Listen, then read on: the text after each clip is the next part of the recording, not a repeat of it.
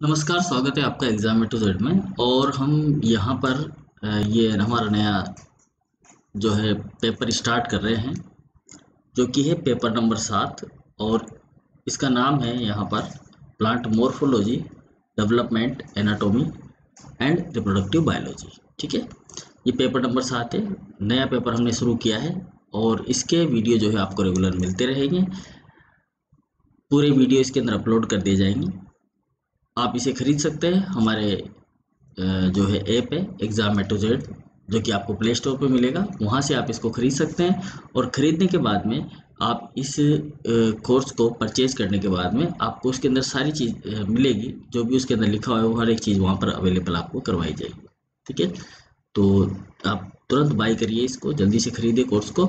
और कोर्स को खरीदने के बाद में अपना जो है आप स्टडी बनाए रखें। ठीक है, चलिए तो स्टार्ट करते हैं हम। ये हमारा टॉपिक आज का जो कि है इस कोर्स के अंदर पहला टॉपिक हमारा प्लांट डेवलपमेंट का इंट्रोडक्शन। कि प्लांट का जो डेवलपमेंट होता है वो कैसे होता है, क्या होता है प्लांट के डेवलपमेंट में। ठीक है, तो चलिए शुरुआत करते हैं। हम इसकी पॉइंट डाल देते हैं यहाँ पर। हमारा आज का जो पॉइंट है वही प्लांट डेवलपमेंट का इंट्रोडक्शन। ठीक है, चलिए तो यहाँ पर हम शुरुआत कर रहे हैं। यहाँ पर डाल रहे हैं point plant development. Plant development क्या होता है, ठीक है, इसका हम यहाँ पर इंट्रोडक्शन देखने की कोशिश करेंगे। प्लांट डेवलपमेंट का इंट्रोडक्शन। ठीक है, चलिए देखिए, ये जो इंट्रो पार्ट है इसके अंदर हम ये देखेंगे कि जो सीड है वो किस तरह से जर्मिनेट होता है और जर्मिनेट होकर वो जो है किस तरह से प्लांट का निर्माण करता है। इसी को बोलेंगे हम प्लांट डेवलपमेंट। ठीक है ना, पादप का जो डेवलपमेंट होता है वो किस प्रकार से होता है, इसको हम यहाँ पर जानने की कोशिश कर रहे हैं।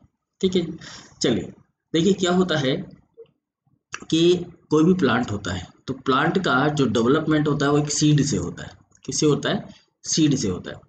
जो सीड होता है उस सीड के अंदर होता है एम्ब्रियो। ठीक है, जो हमने पढ़ा है अभी तक, जो भी आपको नॉलेज है उस नॉलेज के हिसाब से हम बात कर रहे हैं यहाँ पर कि जो सीड होता है, कोई भी पादप होगा वो सीड से ही बनेगा। यानी कि सीड से उसकी उसकी जर्नी जो है स्टार्ट होगी। लाइफ की जो जर्नी है वो सीड से स्टार्ट होगी। जब हम सीड को बोएंगे खेत के अंदर, जमीन के अंदर उसको ग्रो करवाएंगे तो वो एक नए प्लांट में डेवलप होगा। ठीक है, इसी को हम बोल रहे हैं प्लांट का डेवलपमेंट। ठीक है, ध्यान रखना है बात। अब जब हम उस सीड को ग्रो करवाते हैं तो उस सीड में ऐसा क्या होता है जो ग्रो होता है, तो उस सीड के अंदर होता है एम्ब्रियो। वो एम्ब्रियो होता है ग्रो। ठीक है, वो एम्ब्रियो क्या करता है? ग्रोइंग करता है। जब वो ग्रो होता है एम्ब्रियो, तो उसको कुछ पोषण चाहिए होता है, कुछ भोजन चाहिए होता है। वो भोजन उसको मिलता है कोटिलीडन से। यानी कि कोटिलीडन के अंदर कुछ अमाउंट जो है फूड का वो वहां पर क्या होता है? स्टोर होता है। ठीक है, अब आपने ये भी देखा होगा, जब क्योंकि ज़्यादातर हम किसानों के ही बच्चे हैं और किसान हमारे घरों में आसपास कहीं ना कहीं खेती होती रहती है, या हम नहीं करते तो हमारे जो घर वाले वो करते हैं। तो आपने देखा होगा कि जब हम जितने बीज बोते हैं क्या वो सारे उग जाते हैं? नहीं उगते, है ना, वो नहीं उगते। उनमें से कुछ ही बीज जो है वो उग पाते हैं, पूरे बीज नहीं उगते। तो उसका कारण क्या होता है? उसका कारण होता है या तो वो एनवायरमेंट फैक्टर से इन्फ्लुएंस होते हैं या फिर वो इंटरनल फैक्टर से इन्फ्लुएंस होते हैं। इन दो कारणों से वो या तो उगते नहीं है। अगर ये दोनों कंडीशन सही है, प्रॉपर कंडीशन है, एनवायरमेंट कंडीशन भी प्रॉपर है और इंटरनल कंडीशन भी प्रॉपर है, तो वो ग्रो हो जाते हैं। जब वो ग्रो हो जाते हैं तो ग्रो कैसे होते हैं? देखो, जैसे हम सीड को जमीन के अंदर डालते हैं, जमीन के अंदर डालने के बाद में उसको पानी दिया जाता है। जब वो पानी लेता है, पानी पीता है, तो वो पानी को सोखता है। पानी को जब वो सोखता है तो इस प्रोसेस को कहा जाता है इम्बिबिशन। क्या कहा जाता है? इम्बिबिशन। जब पानी अंदर चला जाता है तो पानी अंदर जाने के बाद में वो सेल के अंदर एंटर करता है। सेल के अंदर एंटर करते ही वहां पर जो भी पदार्थ होते हैं जो कि हाई कंसंट्रेशन में होते हैं, क्योंकि सूखा होता है बीज, तो वो जैसे ही पानी उसके अंदर एंटर करता है उसका कंसंट्रेशन लो हो जाता है। ठीक है ना, मतलब कंसंट्रेशन घट जाता है, वो तनु हो जाता है, डाइल्यूट होना शुरू हो जाता है। जैसे ही वो डाइल्यूट होना शुरू होता है उसकी मेटाबॉलिक रिएक्शन स्टार्ट हो जाती है। जैसे ही मेटाबॉलिक रिएक्शन स्टार्ट होती है, मेटाबॉलिक रिएक्शन स्टार्ट होते ही सेल जो है अपना फूड बनाना शुरू कर देती है। मतलब कि अपनी जो मेटाबॉलिक रिएक्शन है वो शुरू कर देती है। खाना पीना जो भी स्टार्ट करना होता है उसको, जो भी चलना है, एंजाइम बनाना है, हार्मोन बनाना है, वो सब स्टार्ट हो जाता है। और स्टार्ट होने के बाद में वो सेल डिवीजन करती है और डिवीजन करके फिर वो जो है वो एम्ब्रियो प्लांट के अंदर धीरे धीरे डेवलप हो जाता है। यही होता है पूरा हमारा प्लांट का डेवलपमेंट। ठीक है, इन शॉर्ट में ये कहानी हमें यहाँ पर पढ़नी। ठीक है, चलिए तो पहले हम ये बात करते हैं कि जो हमारा प्लांट का जो डेवलपमेंट होता है वो, क्योंकि जो भी प्लांट होता है वो अपनी लाइफ को स्टार्ट करता है किससे? सीड से। Start life from seed. ठीक है, ये बात समझ में आई हमें कि जो भी पादप होता है वो किससे अपना लाइफ शुरू करता है? सीड से शुरू करता है। उसका जो जीवन काल होता है, जीवन जो शुरू होता है वो किससे शुरू होता है? सीड से शुरू होता है। तो यहाँ पर हमारी जो कहानी है वो सीड के ऊपर ही डिपेंडेंट है, पूरी की पूरी कहानी। जो भी कहानी हम यहाँ कहेंगे वो किसके ऊपर कहेंगे? सीड के ऊपर। ठीक है जी। अब देखिए ये जो सीड होता है, इस सीड के अंदर क्या होता है? इस सीड के अंदर होता है एम्ब्रियो। इस सीड के अंदर क्या चीज होती है? इस सीड में होता है एम्ब्रियो। ठीक है, अब ये जो एम्ब्रियो होता है, ये एम्ब्रियो के साथ साथ ही, क्योंकि एम्ब्रियो को पोषण चाहिए होगा, तो इस एम्ब्रियो के साथ साथ यहाँ पर कुछ अमाउंट में, बहुत ही कम अमाउंट में, लिटिल अमाउंट में फूड स्टोर होता है। तो इसके साथ साथ एम्ब्रियो प्लस फूड होता है। यहाँ लिख देते हैं हम स्टोर्ड फूड। ठीक है, स्टोर्ड फूड यहाँ पर अवेलेबल होता है। ठीक है, अब अगर हम सीड का स्ट्रक्चर देखें तो वो कैसा दिखाई देता है, हम यहाँ पर एक बार इसको देख लेते हैं कि ये इस तरह का दिखाई देता है। ठीक है, ये देखिएगा यहाँ पर ये हमारा सीड है और ये सीड जो है हमें इस तरह का दिखाई देता है। ठीक है, मैं एक बार इसको थोड़ा सा, ये जो भी हमने लिखा है इसको थोड़ा सा इधर की तरफ में कर देते हैं, समझ में आ रहा है? बाद में हटा देते। तो ये हमारा सीड है जी। ठीक है, इस सीड को अगर आप देखोगे यहाँ पर, थोड़ा सा मैं इसको छोटा कर देता हूँ, सीड वाला पोर्शन जो है दिख रहा होगा आपको, ये बिल्कुल ईजी वे में। ठीक है, तो ये हमारा सीड है। अब देखिएगा आप, इस सीड के अंदर जो है हमें क्या चीजें दिखाई देती हैं? इस सीड के अंदर हमें क्या क्या चीजें दिखाई देती हैं? शायद मेरे हिसाब से ये क्या हो गया है, बड़ा छोटा हो गया थोड़ा ना, इसको हम बड़ा कर देते हैं एक बार, फिर इसको हम वापस से छोटा कर देंगे जब हम लिखेंगे। देखिए यहाँ पर सीड के अंदर आपको दिख रहा होगा एंडोस्पर्म होता है यहाँ पर। ठीक है ना, इसको हटा देते हैं, इसके ऊपर लिख देते हैं। तो देखिए यहाँ पर ये एंडोस्पर्म है, ये एंडोस्पर्म है।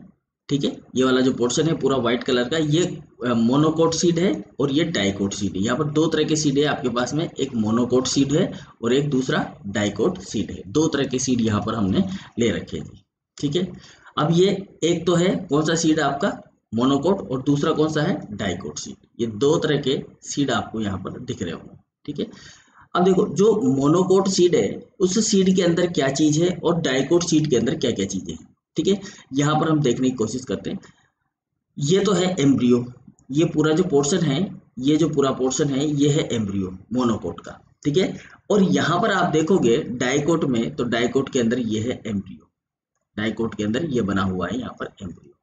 ठीक है, अब अगर हम देखें यहाँ पर, तो डाइकोट और मोनोकोट के एम्ब्रियो में भी वो सारी चीजें होती है जो मोनोकोट में होती है, वही चीजें सब डाइकोट के अंदर होती है।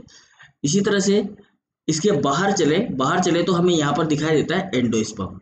यहाँ पर एंडोस्पर्म होता है, तो ये जो है फूड को रिजर्व करता है। जो एंडोस्पर्म होता है वो फूड को रिजर्व करता है। लेकिन यहाँ पर जो डाइकोट होते हैं, उन डाइकोट्स के अंदर जो कोटिलिडन होते हैं वो फूड को रिजर्व करते हैं। मतलब फूड कहाँ होता है? कोटिलिडन के अंदर। जबकि मोनोकोट में फूड कहाँ होता है? एंडोस्पर्म के अंदर। ठीक है ना, ये एंडोस्पर्म जो होता है यहाँ पर 3N प्रकार का होता है, क्योंकि फर्टिलाइजेशन के समय बनता है। जबकि डाइकोट में इस एंडोस्पर्म का इस्तेमाल कर लिया जाता है, इसको खत्म कर दिया जाता है जब एम्ब्रियो का डेवलपमेंट होता है। ठीक है, इसके बाहर चले हम तो हमें दिखता है यहाँ पर सीड कोट। सीड कोट जो कि मोनोकोट में भी होता है और डाइकोट में भी होता है। जो सीड कोट होता है ये प्रोटेक्शन करने का काम करता है, सीड की प्रोटेक्शन करता है। ठीक है, यहाँ पर आप देखोगे सीड कोट को, तो सीड कोट में दो भाग दिखाई देते हैं, टेस्टा और दूसरा टेगमन। ठीक है, एक लेयर जो होती है वो टेस्टा कहलाती है और दूसरी जो लेयर होती है वो टेगमन कहलाती है। ठीक है, ये ध्यान रखना है। अब जो हमारा एम्ब्रियो है उसके अंदर भी हमें कुछ पार्ट दिखाई देते हैं, जैसे कि प्ल्यूमूल। जैसे कि आप देखोगे यहाँ पर ये प्ल्यूमूल है। प्ल्यूमूल जो होता है, ये प्ल्यूमूल यहाँ पर क्या काम करता है? प्ल्यूमूल का काम होता है तने का निर्माण करना, यानी कि शूट का फॉर्मेशन करना। इसी तरह यहाँ पर होता है एपिकोटाइल और हाइपोकोटाइल। दो तरह की चीजें होती है, एक एपिकोटाइल होता है, एक हाइपोकोटाइल होता है। ठीक है, तीसरा होता है रेडिकल। रेडिकल का काम होता है जड़ का निर्माण करना। ठीक है, बाकी ये दोनों एपिकोटाइल और हाइपोकोटाइल जो होते हैं ये तने का निर्माण और रूट के निर्माण में भाग लेते हैं अलग अलग। ठीक है, और ये कोटिलिडन, ये सारी भाग जो है किसके हैं, एम्ब्रियो के हैं। जबकि मोनोकोट के अंदर एम्ब्रियो अलग ही होता है, इसमें कोटिलिडन नहीं होता है, इसके अंदर कोटिलिडन प्रेजेंट होता है। ठीक है, बात समझ में आ गई। तो ये स्ट्रक्चर होती है यहाँ पर कोटिलिडन का जो थोड़ा सा पोर्शन होता है, तो ये होता है जो कि व्हाइट कलर का दिखाई दे रहा है, ये कोटिलिडन टाइप की स्ट्रक्चर है। ठीक है, क्योंकि यहाँ पर कोटिलिडन जो होता है वो बहुत ही कम अमाउंट में होता है, इसलिए इसमें फूड भी बहुत ही कम होता है। ज्यादा फूड जो होता है वो किसके अंदर होता है, एंडोस्पर्म के अंदर होता है, इसलिए मोनोकोट होता है, ये डाइकोट होता है। बस ये अंतर होता है दोनों के अंदर, इसमें एक ही कोटिलिडन होता है, इसमें दो कोटिलिडन होते हैं, इसलिए इसको मोनोकोट बोलते हैं और इसको डाइकोट बोलते हैं। बस इतना सा अंतर होता है ध्यान रखने के लिए। ठीक है जी, यहाँ तक की बात समझ में आ गई। तो ये हमारी स्ट्रक्चर है और हम इस एम्ब्रियो की बात कर रहे हैं। अब देखो ये जो बीज है हमारा, ये जो सीड है, ये सीड क्या करेगा, यहाँ पर ये पोषण लेना शुरू करेगा। तो मैं इसको छोटा कर देता हूँ, कोई समस्या नहीं होनी चाहिए। ठीक है, तो ये हमारा क्या करेगा, यहाँ पर फूड को जो है, जो भी फूड होगा उस फूड को यहाँ पर ये ग्रहण करना शुरू कर देगा। मतलब कि ये फूड को क्या करेगा, स्टोर करना शुरू करेगा। ठीक है, सॉरी, जो कोटिलिडन है वो फूड को स्टोर करेगा और जो एम्ब्रियो है उस फूड को ग्रहण करेगा। कब, जब इसको पानी दिया जाएगा, मतलब जब ये पानी के संपर्क में आएगा। जब ये कब करेगा ये सारी चीजें, ये जब करेगा जब प्रॉपर एक्सटर्नल कंडीशन यानी कि एनवायरमेंटल कंडीशन सही होगी तब। ठीक है, तो यहाँ पर इस सीड के अंदर है एम्ब्रियो और दूसरी चीज क्या है, स्टोर्ड फूड। ठीक है, दो चीजें हैं यहाँ पर, ये ध्यान रखना है हमें। अब ये जो सीड होगा, ये सीड यहाँ से जर्मिनेट होना शुरू करेगा। कब जर्मिनेट होगा ये, जब प्रॉपर एक्सटर्नल कंडीशन होगी। प्रॉपर एक्सटर्नल कंडीशन दे रहे हैं हम, प्रॉपर एक्सटर्नल कंडीशन दे रहे हैं। प्रॉपर एक्सटर्नल कंडीशन का मतलब क्या है, प्रॉपर एक्सटर्नल कंडीशन का मतलब है कि जब बीज को आप उगाओगे तो उस समय वो डोरमेंसी में नहीं होना चाहिए। ठीक है ना, मतलब डोरमेंट नहीं होना चाहिए, डोरमेंसी अवस्था नहीं होनी चाहिए उसकी। दूसरी बात, वो अच्छा सा जो है उसका टेम्परेचर, जिस टेम्परेचर पर वो ग्रो होता है वो टेम्परेचर, उपयुक्त टेम्परेचर वहाँ पर होना चाहिए, उपयुक्त ह्यूमिडिटी वहाँ पर होनी चाहिए, तभी वो ये सारा काम करेगा। ठीक है ना, टेम्परेचर होना चाहिए, प्रकाश की मात्रा होनी चाहिए, और क्या नाम से जो है मृदा होनी चाहिए। वैसे जनरली बिना मृदा के भी उग जाता है, ऐसी कोई बात नहीं है, लेकिन फिर भी प्रॉपर कंडीशन उसी को बोलेंगे हम, एक्सटर्नल कंडीशन। जैसा पर टेम्परेचर होता हो, उसका टेम्परेचर सही हो एनवायरनमेंट का, इधर से क्या नाम है वो अपने डोरमेंट अवस्था में ना हो। ठीक है, तीसरी बात, उसको प्रॉपर लाइट अवेलेबल हो। तो ऐसी सारी कंडीशन जो है जब यहाँ पर मिलेगी सीड को, तो ये सीड क्या करेगा, जो पानी होगा, जो अंदर के नीचे की तरफ में जो पानी है उसके पास में वाटर की अवेलेबिलिटी हो, है ना, तो ये पानी सोखना शुरू करेगा। तो ये प्रॉपर एक्सटर्नल कंडीशन में क्या करेगा, यहाँ पर स्टार्ट कर देगा इम्बीबिंग, स्टार्ट इम्बीबिंग। ठीक है, इम्बीबिंग को बोलते हैं अंतः चूषण। ठीक है, इम्बीबिंग वाटर, पानी को चूसना शुरू कर देगा, मतलब पानी को सोखना शुरू कर देगा।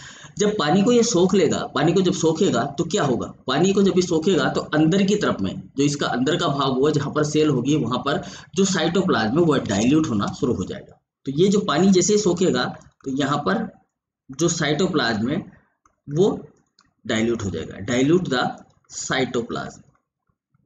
ठीक है, साइटोप्लाज्म क्या हो जाएगा, डाइल्यूट हो जाएगा। जब साइटोप्लाज्म डाइल्यूट होगा, किसका साइटोप्लाज्म डाइल्यूट होगा, सीड की सेल का, ऑफ सीड सेल, जो कोशिकाएं हैं सीड की, उन सीड की सेल का साइटोप्लाज्म क्या होगा, डाइल्यूट होगा, मतलब कि तरल होना शुरू हो जाएगा। ठीक है, जब ये तरल हो जाएगा तो सेल क्या हो जाएगी, एक्टिव हो जाएगी, सेल सक्रिय हो जाएगी, तो सेल बिकम एक्टिव। ठीक है, सेल बिकम एक्टिव। ठीक है, अब सेल एक्टिव हो गई, तो सेल एक्टिव होने के बाद में ये क्या करेगी, एंजाइम का प्रोडक्शन करेगी। तो सेल एक्टिव होते ही क्या होगा, प्रोडक्शन ऑफ एंजाइम हो जाएगा। ठीक है, प्रोडक्शन ऑफ एंजाइम और जो भी अन्य चीजें हैं, तो यहाँ पर हम केवल एंजाइम के बारे में ही करेंगे काम। तो यहाँ पर प्रोडक्शन ऑफ एंजाइम हो जाएगा। जब एंजाइम का प्रोडक्शन हो जाएगा तो फिर इसकी मेटाबॉलिक क्रियाएं होना शुरू हो जाएगी। क्या शुरू हो जाएगा, मेटाबॉलिक रिएक्शंस, मेटाबॉलिक रिएक्शन हो जाएगी यहाँ पर स्टार्ट। ठीक है, यानी कि जो भी फूड होगा उस फूड को तोड़ा जाएगा और तोड़कर उससे क्या ली जाएगी, एनर्जी ली जाएगी, और एनर्जी से फिर आगे दूसरे नए पदार्थ बनाए जाएंगे। That is the metabolic reaction, जिसमें कैटाबॉलिक और एनाबॉलिक दोनों प्रकार की अभिक्रिया होती है। ठीक है, तो इस तरह से मेटाबॉलिक रिएक्शन होगी, और मेटाबॉलिक रिएक्शन होने के बाद में जो सेल है वो ग्रोथ करना शुरू हो देगी। ठीक है, तो सेल यहाँ पर क्या करेगी, सेल करेगी ग्रोथ, सेल में हो जाएगी ग्रोथ स्टार्ट। ठीक है भाई, अब सेल ग्रोथ करना शुरू कर दिया, सेल ने जैसे ही ग्रोथ करना शुरू किया तो सेल की ग्रोथ किस में होगी, इसके न्यूक्लियस के अंदर होगी। ठीक है ना भाई, न्यूक्लियर डिवीजन होगा, न्यूक्लियस बनेगा, दूसरा न्यूक्लियस बनेगा, तो सेल में जो भी उसके अंदर के जो भाग होंगे उनमें ग्रोथ होगी, माइटोकॉन्ड्रिया डिवाइड होंगे, माइटोकॉन्ड्रिया की बढ़ोतरी होगी और दूसरे काम जो भी है वो सारे होना शुरू हो जाएंगे। तो सेल इसमें क्या कहेंगे हम, सेल ग्रोथ हो जाए। ठीक है, अब देखो ये जो सेल की ग्रोथ हो रही है वो डिपेंड करती है एक्सटर्नल फैक्टर के ऊपर। ठीक है, और दूसरे उसके इंटरनल फैक्टर के ऊपर। जो यहाँ पर सेल ग्रोथ करेगी, चलो पानी तो सारे ही बीज सोखेंगे, यहाँ पर ये ध्यान रखने वाली बात है, जो वाटर है वो तो सारे बीज ही सोखेंगे। बाहर कंडीशन हमने सही दी है, क्योंकि बीज मजबूत भी हो सकता है, नहीं भी हो सकता, कमजोर बीज है, समझ रहे हो बात को। तो हमने बीज जब बोया है, सारे बीज जब हमने बोए हैं, कंडीशन आपने सेम रखी है, सारी कंडीशन सेम है, उस सारी कंडीशन पर कुछ ही बीज डेवलप कर रहे हैं, डेवलपमेंट कर रहे हैं और दूसरे नहीं कर रहे। तो कारण क्या हो गया, कारण ये हो गया कि बाहर से तो आपने सही कंडीशन दे दी, लेकिन अंदर की तरफ में खुद जो सीड है उसकी इंटरनल कंडीशन ही बेकार है। मतलब कि वहां पर हार्मोन का प्रोडक्शन ही नहीं हो रहा है, डीएनए वहां पर काम कर ही नहीं रहा है, वहां पर एंजाइमेटिक रिएक्शन हो ही नहीं रही है, मेटाबॉलिक रिएक्शन धीमी हो रही है, धीमी, उनकी गति धीमी है। ठीक है, तो क्या होगा, सीड जर्मिनेट नहीं होगा, सीधी सी बात है। ठीक है, तो यहाँ पर जो सेल ग्रोथ करती है वो सेल की जो ग्रोथ होती है वो डिपेंड करती है किसके ऊपर, एक्सटर्नल और इंटरनल फैक्टर के ऊपर। किसके ऊपर ग्रोथ डिपेंड करती है, एक्सटर्नल इधर नहीं, इधर ही लिख देते हैं हम इसको, ये जो सेल की ग्रोथ है ये डिपेंड करती है कहाँ पर, एक्सटर्नल और इंटरनल फैक्टर पर। ठीक है ना, एक्सटर्नल और इंटरनल फैक्टर पर। ठीक है, अब ये जो इंटरनल फैक्टर है इनके ऊपर ये डिपेंड करते हैं। अगर ये दोनों चीजें सही है तो सेल ग्रोथ करने के बाद में जो एक्टिव सेल है, जो बार बार ग्रोथ करने वाली सेल है, वो बन जाएगी मेरिस्टेम। ठीक है, तो यहाँ पर क्या हो जाएगा, यहाँ पर ये जो सेल ग्रोथ करके ये कर देंगी, activate the cell to be meristematic,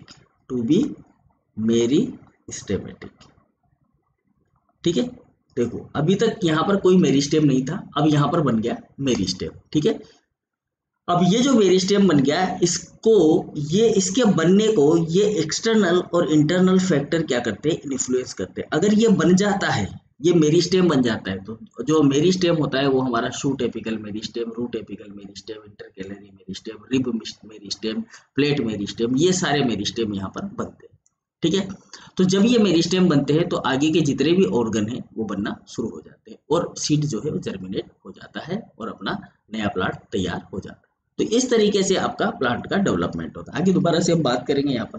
तो देखो एक चीज यहाँ समझ लेते हैं, एक्सटर्नल इंटरनल फैक्टर तो आपने समझ ही लिया। इंटरनल फैक्टर क्या हो सकता है, जैसे कि न्यूक्लिक एसिड है, ठीक है, फूड की अवेलेबिलिटी है, ये इंटरनल फैक्टर होंगे। न्यूक्लिक एसिड कितना, डीएनए, यहाँ पर डीएनए का अमाउंट किस तरह का है, ठीक है, फूड की अवेलेबिलिटी क्या है, हार्मोन का लेवल क्या है, ये सारी चीजें हमें यहाँ पर इंटरनल फैक्टर में इंक्लूड करनी होती है। ठीक है, बात समझ में आ गई, हार्मोन का लेवल क्या है, फूड कितना अवेलेबल है, ठीक है, तो ये इंटरनल फैक्टर होंगे। एक्सटर्नल फैक्टर में टेम्परेचर होगा, वाटर की अवेलेबिलिटी होगी, ह्यूमिडिटी होगी, ये एक्सटर्नल फैक्टर होगा।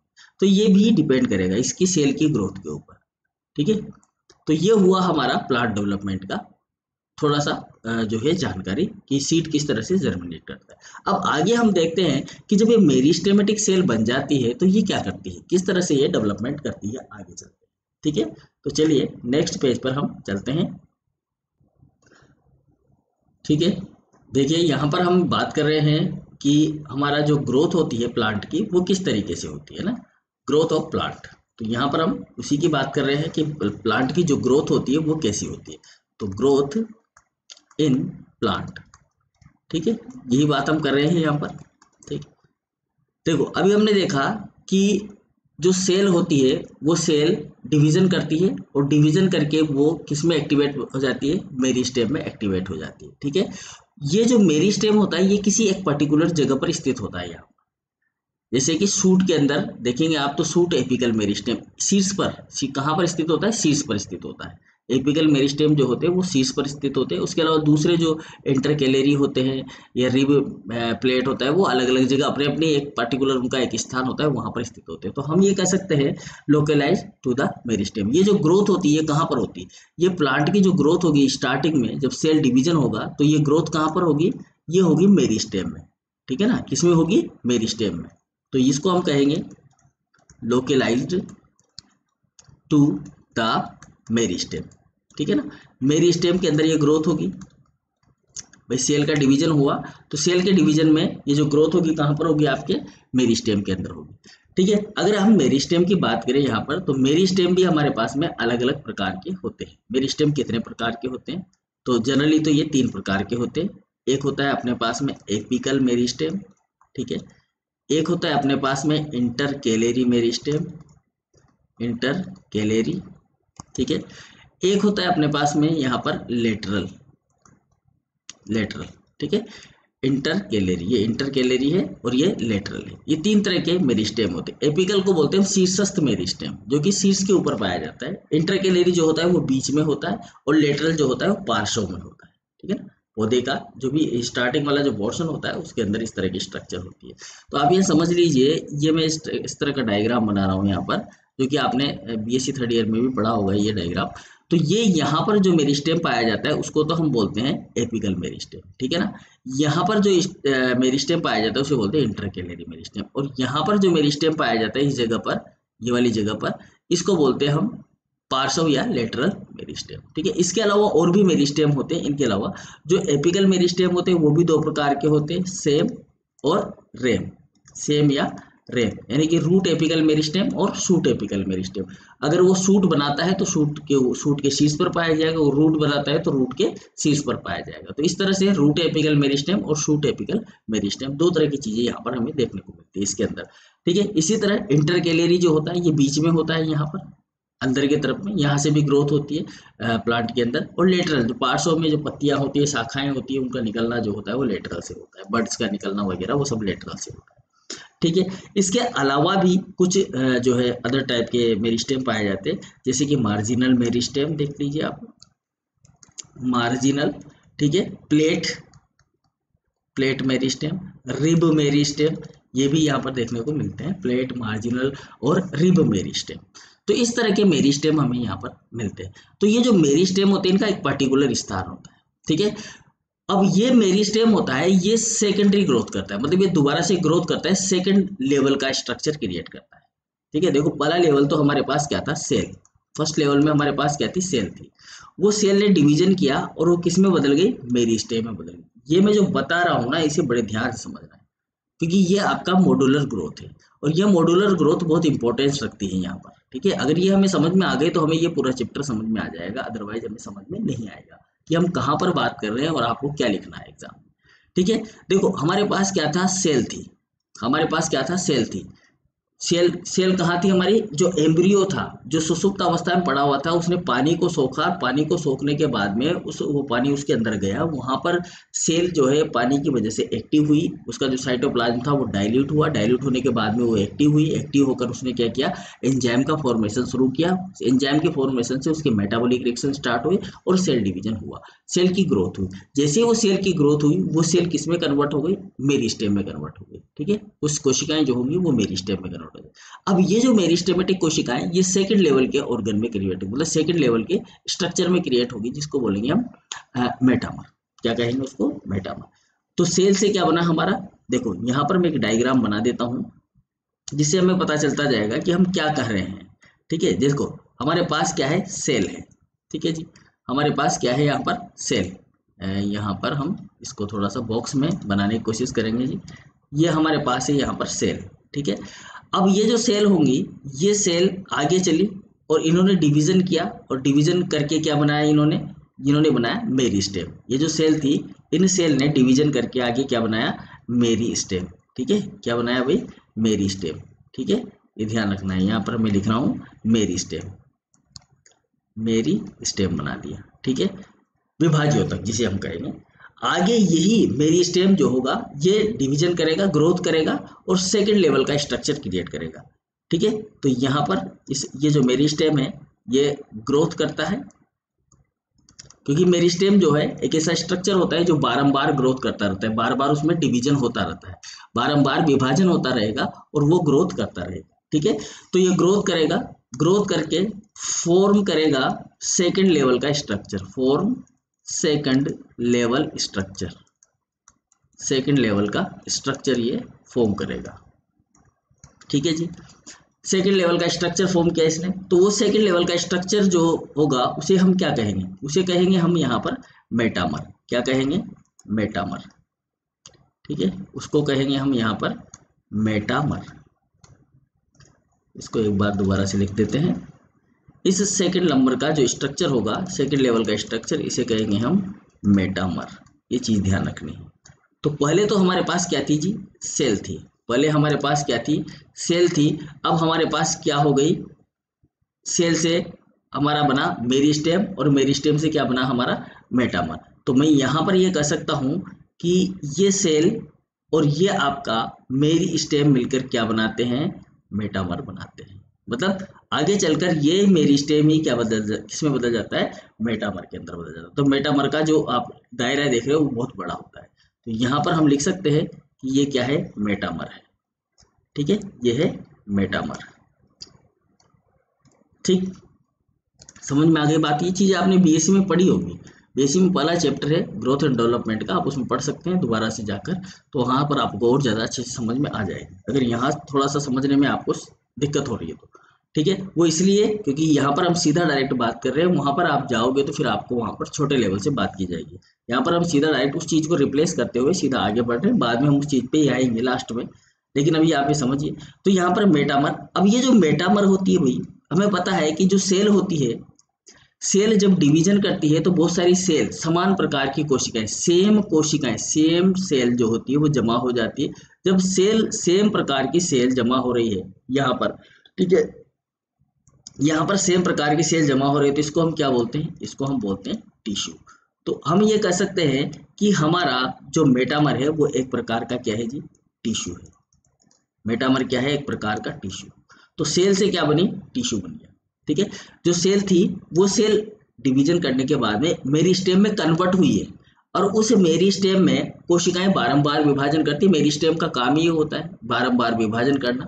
ठीक है ना, उसमें विभाजन रुकता नहीं है, कुछ अंतराल के बाद में वापस चालू हो जाता है, तो वो विभाजन ही करती रहती है। उनका एलोंगेशन डेवलपमेंट से उनको कोई लेना देना नहीं होता, वो केवल विभाजन करती है। और जो विभाजन करते करते करते मेरिस्टेम जो होता है वो कोशिकाओं को जोड़ता रहता है, उसका काम होता है ये जोड़ना। ठीक है, जब कोशिकाएं आगे जुड़ती रहती है तो वो परिपक्व भी होती है, ओल्ड भी होती है, डेड भी होती है, सारा काम करती रहती है। वही कोशिकाएं आगे बढ़ती रहती है, और जहां पर वो मेरिस्टेम होता है, जिस जगह पर वो मेरिस्टेम होता है वहां पर कोशिकाएं बारंबार डिवीजन करती रहती है। ठीक है, और वो आगे बढ़ता रहता है, पीछे की तरफ में कोशिकाएं बनाते जाते हैं और आगे की तरफ में मेरिस्टेम आपका बढ़ता रहता है। तो वो हमेशा शीर्ष पर रहता है, तो उसका काम ही है वहां पर डिवीजन करना। ठीक है, तो यहाँ पर डिवीजन होता रहा, डिवीजन होने से समान प्रकार की कोशिकाओं का एक समूह बन गया, उसको कहा हमने टिश्यू। यानी कि टिश्यू जो है हमारा क्या है, मेटामर है।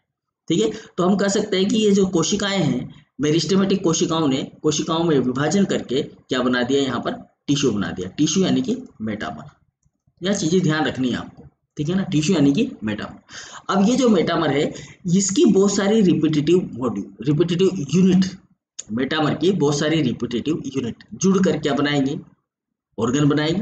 क्या बनाएंगे, ऑर्गन। उस ऑर्गन को कहेंगे आप मॉड्यूल। ठीक है, तो यहाँ पर मेटामर क्या होता है, रिपीट होता है। मेटामर क्या होता है, रिपीट होता है।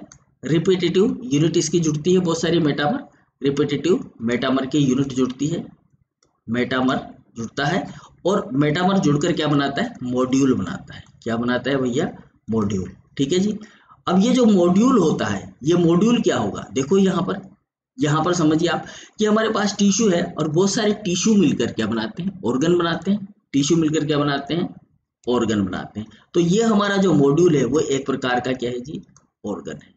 ठीक है, समझ में आ गई बात। तो ये जो ऑर्गन है, जैसे कि ऑर्गन क्या क्या हो सकता है, जैसे कि शूट हो सकता है, शूट बनाएगा। ठीक है, रूट बनाएगा, रूट हो सकता है, लीफ हो सकता है। शूट हो सकता है, रूट हो सकता है, लीफ हो सकता है, कोई सा भी पोर्शन हो सकता है, कोई सा भी पार्ट हो सकता है। ठीक है, तो ये ऑर्गन बनेगा। तो ऑर्गन अगर आपसे पूछा जाए व्हाट इज ए मॉड्यूल, तो module is a organ. What is a metamer, metamer is a tissue.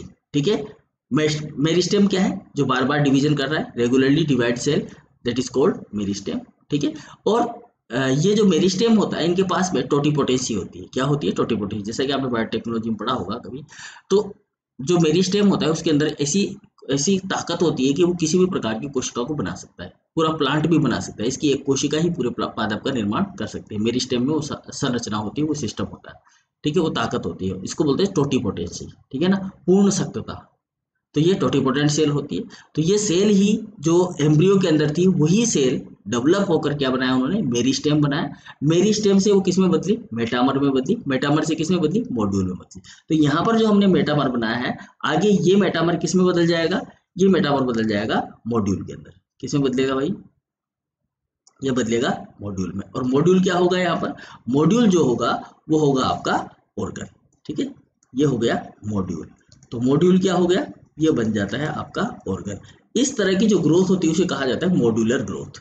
क्या कहा जाता है? Modular growth. और ये पाई जाती है हमारे प्लांट्स के अंदर। ठीक है, अब जनरली सभी में ये होता है। हमारी भी जो सेल होती है, जाइगोट जो होता है एनिमल में, जो जाइगोट होता है वो डेवलप होता है। डेवलप होकर वो एम्ब्रियो बनाता है। एम्ब्रियो फिर आगे डेवलप होता है, टिश्यू बनाता है, टिश्यू से ऑर्गन बनते हैं। तो ये सब चीजें हमारे प्लांट के अंदर भी होती है, जो एनिमल में होती है। लेकिन कुछ अंतर होते हैं। आगे हमारा दूसरा टॉपिक है जिसमें हम बात करेंगे कि इनके बीच में क्या डिफरेंसेज होते हैं। ठीक है, यहाँ तक की कहानी आपको समझ में आ गई होगी। अब हम आगे देखते हैं, इसी चीज को आगे और बढ़ाते हैं कि जो डेवलपमेंट होता है एम्ब्रियो का, वो किस तरीके से होता है। उसके लिए हम एक डायग्राम देखेंगे। यहाँ पर एक डायग्राम से हम उसको समझने की कोशिश करेंगे कि जो डेवलपमेंट होता है एम्ब्रियो का वो कैसे होता है। तो हम यहाँ पर ये समझने की कोशिश करते हैं। ठीक है, देखो यहाँ पर हमारे पास में एक छोटा सा डेवलपिंग एम्ब्रियो होता है। ठीक है ना, जो कि डेवलपमेंट करता है, स्मॉल डेवलपिंग एम्ब्रियो। ठीक है, हमारे पास में एक छोटा सा डेवलपमेंट करने वाला क्या होता है? एम्ब्रियो होता है।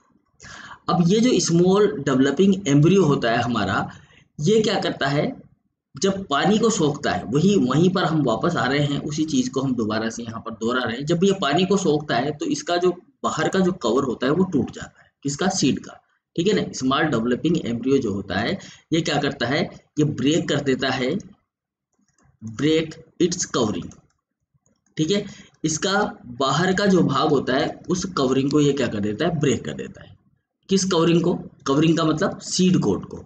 जब ये डेवलप करता है, डेवलपमेंट करता है, तो सीड कोट को क्या कर देता है? ये तोड़ देता है। ठीक है, जैसे कि यहाँ पर आप डायग्राम में देख सकते हो। देखो ये यहाँ पर आपका जो है क्या है? सीड है। ठीक है, सीड में हमने कहा था हाइपोकोटाइल होता है, रेडिकल होता है, एपिकोटाइल होता है, सारी चीजें होती है। ठीक है, तो ये देखो यहाँ पर ये जो सीड है ये क्या होने लग गया? यहाँ पर टूटने लग गया। ये जो सीड कोट है, ये सीड कोट है, ये सीड कोट यहाँ पर क्या होने लग गया?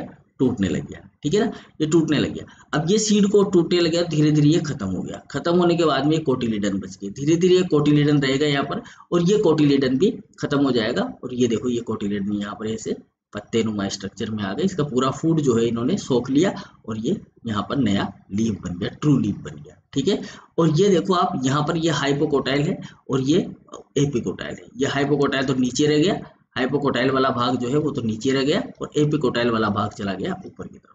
ऊपर तरफ इसने वृद्धि कर लिया। ठीक है, तो ये हाइपोकोटाइल और एपिकोटाइल जो होता है भ्रूण का ऊपर का भाग होता है। रेडिकल जो होता है वो रूट का फॉर्मेशन करता है। ठीक है, और प्लूम्बुल जो होता है वो इस शूट का फॉर्मेशन करता है। ये प्लूम्बुल की वजह से बनता है, ये वाला पोर्शन जो है प्लूम्बुल की वजह से बनता है, और ये वाला पोर्शन जो होता है वो रेडिकल की वजह से बनता है। ठीक है, तो यहाँ पर क्या हुआ? इसकी कवरिंग को ब्रेक कर दिया गया। ठीक है, जब ये कवरिंग ब्रेक हो गई, यहाँ पर ब्रेक इट्स कवरिंग, किसकी? सीड की कवरिंग को क्या किया गया? ब्रेक किया गया। तो जब सीड की कवरिंग यहाँ पर क्या हो गई? ब्रेक हो गई। थोड़ा सा इसको हम छोटा कर देते हैं, कोई दिक्कत नहीं है ना, बिल्कुल। चलिए, तो यहाँ पर सीड का कवरिंग क्या हो गया? ब्रेक हो गया। जब सीड का कवर ब्रेक हो जाता है तो ये जो जर्मिनेट पार्ट होता है, ये देखो ये सीड का कवर यहाँ पर ब्रेक हो रहा है, तो ये जो जर्मिनेट पार्ट है ना, ये वाला जो पोर्शन है, ये यहाँ से निकल कर आ जाएगा बाहर। बात समझ में आ रही? ये यहाँ से निकल कर कहाँ जाएगा, बाहर आ जाएगा, ये निकलेगा इसमें से, ये रूट वाला पोर्शन आएगा। ये भी चीज ध्यान रखनी होती है हमें कि जब सीड का जर्मिनेशन होता है तो किसका जर्मिनेशन होता है पहले, तो पहले जो जर्मिनेशन होता है वो रूट का होता है। सबसे पहले रूट आती है, तो रूट इसलिए आती है कि वही उसको जमीन के अंदर स्थायी करेगी, स्थायित्व देगी, ठीक है ना। पहले शूट नहीं बनता, पहले क्या बनता है, रूट बनती है, रूट का डेवलपमेंट पहले होता है यहाँ पर, ये ध्यान रखना है, ठीक है। तो ये इसकी कवरिंग को क्या करेगा, ब्रेक करेगा। अब ब्रेक करने के बाद में बाहर आ जाएगा, कम आउट, कम आउट, ठीक है। और इसको हम क्या बोलेंगे, जर्मिनेशन, यानी कि अब हमारा जो सीड है वो क्या हो गया, जर्मिनेट हो गया, ठीक है। जर्मिनेट हो गया, पानी इसने सोख लिया, सारा काम हो गया, सीड का ब्रेकआउट हुआ, कम आउट हो गया, बाहर आ गया, ठीक है। अब यहाँ पर ये प्रॉपर लाइट को, टेम्परेचर को, एयर को, इनको क्या करेगा, रिसीव करेगा, ठीक है। और फिर रिसीव करके डिफरेंशिएट होना शुरू होगा। तो यहाँ पर ये क्या होगा जी, यहाँ पर ये रिसीव करेगा, receive proper light, receive proper light, ठीक है। इसको प्रॉपर लाइट रिसीव करना चाहिए, ठीक है। टेम्परेचर और साथ में एयर, ये सब यहाँ पर प्रॉपर होनी चाहिए, तभी ये जर्मिनेट हो पाएगा। देखो ऐसा है कि अगर आप मान लो जमीन के अंदर आपने बीज को दबा दिया और उसको अच्छे से दबा दिया, तो फिर जर्मिनेट नहीं होगा, है ना। आपने कहा, सुना होगा ना, तो जमीन भुरभुरी होनी चाहिए तभी, और फिर उसके ऊपर बीज डालते और हल्के से पाटे से उसको दबाते हैं। तो वो ऐसे नहीं दबाते, जोर से दबा देगा, अगर जोर से दबा दिया तो फिर उसको एयर नहीं मिलेगी, एयर नहीं मिलेगी तो जर्मिनेशन नहीं होगा, तो ऑक्सीडेशन नहीं होगा ना। पानी तो चला गया अंदर लेकिन ऑक्सीडेशन नहीं होगा, ऑक्सीडेशन नहीं होगा तो वो मेटाबॉलिक रिएक्शन नहीं होंगी उसकी, ठीक है ना। इसलिए यहाँ पर क्या चाहिए, हमें एयर चाहिए, एयर चाहिए, प्रॉपर लाइट चाहिए, टेम्परेचर चाहिए। तो ये सब चीज़ों को रिसीव करेगा। रिसीव करने के बाद में वो जो भी सेल होंगी जो डिवीजन कर रही है, जो मेरी स्टेम में कन्वर्ट हुई थी, वो डिफरेंशिएट होना शुरू करेगी और अलग अलग प्रकार के सेल्स बनाए, ठीक है। तो यहाँ पर हम लिख सकते हैं इसको, start differentiating, start differentiating into various cell, into various cell, ठीक है। अलग अलग प्रकार की कोशिकाओं में डिफरेंशिएट होना शुरू हो जाएगी, ठीक है। अब जो भी यहाँ पर डिफरेंशिएशन होगा, जो भी ग्रोथ होगी, मतलब जो भी डिवीजन होगा, वो डिवीजन डिपेंड करेगा किसके ऊपर, हार्मोन के ऊपर, ठीक है। तो ग्रोथ हार्मोन जो होंगे वो यहाँ पर इस चीज को इन्फ्लुएंस करेंगे, प्रभावित करेंगे, ये चीज हमें ध्यान रखनी है, ठीक है। तो यहाँ पर जो ग्रोथ हार्मोन होंगे, ध्यान रखना है, यहाँ पर जो ग्रोथ हार्मोन होते हैं, ग्रोथ हार्मोन, ये ग्रोथ हार्मोन क्या करते हैं भाई, ये ग्रोथ हार्मोन इन्फ्लुएंस करते हैं डेवलपमेंट प्रोसेस को, ठीक है ना। ये तो हो गया डेवलपमेंट। अब ये जो ग्रोथ हार्मोन होते हैं, ये ग्रोथ हार्मोन इन्फ्लुएंस करते हैं, इन्फ्लुएंस करते हैं किसको, डेवलपमेंट प्रोसेस को, इन्फ्लुएंस डेवलपमेंट प्रोसेस। जो प्रोसेस हो रहा है यहाँ पर, जो डेवलपमेंट का प्रोसेस हो रहा है, यानी कि डिफरेंशिएशन हो रहा है, वेरिएशंस आ रहे हैं उसके अंदर, ठीक है, सेल के अंदर, यहाँ पर इस जगह पर जो वेरिएशंस आ रहे हैं और जो डेवलपमेंट हो रहा है, उसको प्रभावित कौन करता है, ग्रोथ हार्मोन। उसको प्रभावित करने वाले कारक कौन से, ग्रोथ हार्मोन। ये जो ग्रोथ हार्मोन होते हैं, ये क्या होते हैं, तो ग्रोथ हार्मोन की अगर आप बात करोगे तो ग्रोथ हार्मोन होते हैं केमिकल मैसेंजर। ये जो ग्रोथ हार्मोन होते हैं, ये ग्रोथ हार्मोन क्या होते हैं, ये केमिकल मैसेंजर होते हैं। क्या होते हैं जी, केमिकल मैसेंजर होते हैं, ठीक है, केमिकल मैसेंजर, ठीक है। ये जो केमिकल मैसेंजर होते हैं, इनकी नेचर होती है ऑर्गेनिक, यानी कि ये ऑर्गेनिक नेचर वाले होते हैं। इनकी जो प्रकृति होती है वो कैसी होती है, ऑर्गेनिक टाइप की प्रकृति होती है इनकी, यानी कि ऑर्गेनिक प्रकार का प्रोडक्ट होता है, ठीक है। समझ में आया बात। अब क्या होता है कि ये जो ऑर्गेनिक नेचर के जो भी स्ट्रक्चर है, केमिकल मैसेंजर है जो ग्रोथ कर रहे हैं, ये बाहर का जो एनवायरनमेंट होता है उसकी रेस्पॉन्स में स्रावित किए जाते हैं। ऐसे नहीं कि डायरेक्टली स्रावित कर दिया, इनको बाहर की तरफ में, बाहर की तरफ जो एनवायरनमेंट होता है उस एनवायरनमेंट के अकॉर्डिंग इनको क्या किया जाता है, यहाँ पर स्रावित किया जाता है, ठीक है। तो ये सिंथेसाइज किए जाते हैं, बाहर किस तरह का एनवायरनमेंट है उसके अकॉर्डिंग यहाँ पर केमिकल मैसेंजर यानी कि जो कि ग्रोथ हार्मोन होते हैं उनको बनाया जाता है, सिंथेसाइज किया जाता है, ठीक है। अब ये सिंथेसाइज होते हैं एक भाग में और दूसरे भाग में इनको पहुंचा दिया जाता है, क्योंकि यहाँ पर जो कोटिलिडन है उस कोटिलिडन में भी जो पानी गया है वहां पर फूड का जो डेवलपमेंट हो रहा है, जो भी डिवीजन हो रहा है, उस डिवीजन की वजह से वहां पर मेटाबॉलिक रिएक्शन होती है और हार्मोन्स बनाए जाते हैं, ठीक है ना। वो हार्मोन बनाकर कहाँ पहुंचाए जाएंगे, पहले जड़ में और फिर तने में, पहले जड़ में फिर तने में, इस तरह से वो पहुंचाए जाएंगे। तो ये बनते एक जगह है और पहुंचा दिए कहाँ जाते हैं, दूसरी जगह पर, तो इनका ट्रांसपोर्टेशन होता है। तो हम कह सकते हैं कि केमिकल मैसेंजर जो होते हैं वो क्या किए जाते हैं, इनको ट्रांसपोर्ट किया जाता है। इनको किया जाता है ट्रांसपोर्ट, एक पार्ट से दूसरे पार्ट में, एक पार्ट से दूसरे पार्ट में ये ट्रांसपोर्ट। इसे ही बोलते हैं हम मूवमेंट ऑफ प्लांट। क्या बोलते हैं इसको, मूवमेंट ऑफ प्लांट। ये जो हार्मोन होते हैं ये रेगुलेशन करते हैं प्लांट मूवमेंट का। प्लांट के अंदर जो मूवमेंट होता है उसको रेगुलेट करने का काम करते हैं, ठीक है। ये बात समझ में आई यहाँ तक, यहाँ तक ये बात समझ में आए। तो ये जो ग्रोथ हार्मोन होते हैं, ये जो केमिकल मैसेंजर होते हैं, ये करते हैं ट्रांसपोर्ट। ट्रांसपोर्ट कहाँ करते हैं, ये वन पार्ट से अदर पार्ट में, ठीक है, अदर पार्ट में, वन पार्ट से अदर पार्ट में, जो प्लांट का एक भाग से, प्लांट के एक भाग से दूसरे भाग में ये ट्रांसपोर्टेशन का कार्य करते हैं, ठीक है। अब यहाँ पर इन ये सब चीजें, ये जो ट्रांसपोर्टेशन होता है, इनका जो सिंथेसिस होता है, सिंथेसिस से ट्रांसपोर्टेशन, ये सब इन्फ्लुएंस होता है किसके द्वारा, बाहर के एनवायरमेंट फैक्टर के द्वारा, ठीक है। तो ये जो ग्रोथ हार्मोन का जो इफेक्ट होता है कि अगर मान लो किसी कारण से ग्रोथ हार्मोन का डेवलपमेंट कम हो रहा है, तो ये उसके सेल की ग्रोथ को डिक्रीज करेगा। उसके ऑर्गन की, जब सेल की ग्रोथ डिक्रीज हो जाएगी तो ऑर्गन की ग्रोथ भी डिक्रीज हो जाएगी, ऑर्गन की ग्रोथ डिक्रीज हो जाएगी तो पूरे प्लांट की ही ग्रोथ डिक्रीज हो जाएगी। तो ये जो ग्रोथ हार्मोन होते हैं ये इन्फ्लुएंस करते हैं डेवलपमेंट प्रोसेस को, कहाँ पर, एट सेलुलर ऑर्गेनल, मतलब ऑर्गेनेलर और फूल प्लांट के लेवल पर, फूल प्लांट लेवल पर, ठीक है। फूल प्लांट लेवल पर ये इसको क्या करते हैं, इन्फ्लुएंस करते हैं, प्रभावित करते हैं। ये चीज हमें ध्यान रखनी है। तो ये हुआ हमारा आज का टॉपिक कि किस तरह से सीड जर्मिनेट होता है, किस तरह से वो डेवलपमेंट करता है और किस तरह से चीजें यहाँ पर कम आउट होती है, मतलब बाहर आती है, और सीड का जर्मिनेशन होकर नया प्लांट किस तरह से बनता है, ठीक है। अब ये जो ग्रोथ हो रही है, ये जो फॉर्मेशन हो रहा है ग्रोथ का, ये जो डेवलपमेंट हो रहा है, ये कौन कौन से लेवल पर हो रहा है, ठीक है ना। तो इसके फीचर्स के बारे में हम नेक्स्ट क्लास में बात करेंगे। तब तक के लिए good bye, thank you very much.